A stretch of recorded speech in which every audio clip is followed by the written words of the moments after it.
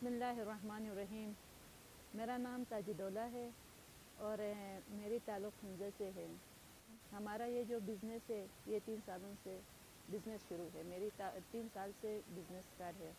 इससे पहले मैं गांव में एक दुकान चला रही थी, तो इस वजह से मैंने सोच लिया कि ये महंगाई बहुत है और बच्चों की एजुकेशन बेहतर हो, इस वजह से मैंने अपने लिए ये एक दुकान खोली हूँ। एजुकेशन इतनी महंगी हो गई है, तो एक ही मर्द के चाहे घर में 2 भी जॉब हो, 3 भी जॉब हो, गवर्नमेंट के भी जॉब हो, लेकिन इस महंगाई के हिसाब से जितना भी पैसे आए कम है।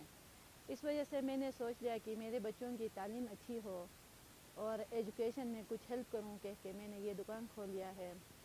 तो महंगाई की बदौलत इस दुकान में कोई ख़ास सेल नहीं हो रही है, तो फिर भी मार्केट में आना जाना लोगों के लिए मुश्किल होता है क्योंकि महंगाई इतनी बढ़ गई है।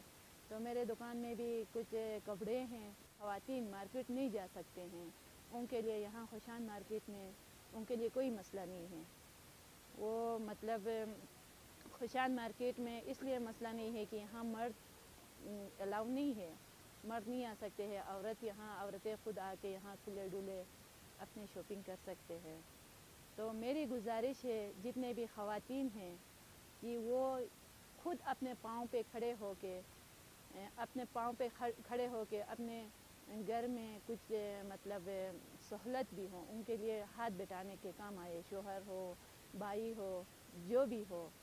तो वो यहाँ सिलाई सेंटर भी दुकान भी खोल सकते हैं, यहाँ पे आके अपने लिए कारोबार भी कर सकते हैं, कोई मसला नहीं है।